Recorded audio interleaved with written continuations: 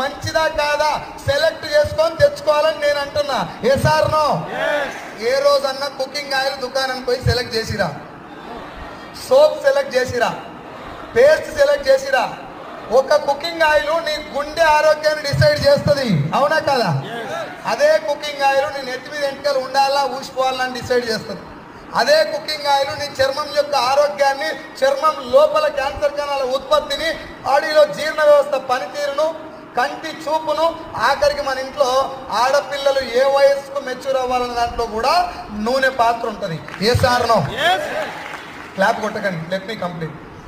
ఈ ఆయిల్ ఇప్పుడు నేను చెప్పిన కొన్ని రకాల రోగాలే, ఇంకా చాలా రకాల రోగాలకు మెయిన్ కారణం కుకింగ్ ఆయిల్. వేసారనో? ఈ కుకింగ్ ఆయిల్ షాప్కి వెళ్ళి ఏ రోజన్నా 10 కంపెనీల ఆయిల్ చూసి ఒక కంపెనీ ఆయిల్ బెస్ట్ అని చెప్పి సెలెక్ట్ చేసిన వాళ్ళు ఎవరన్నా?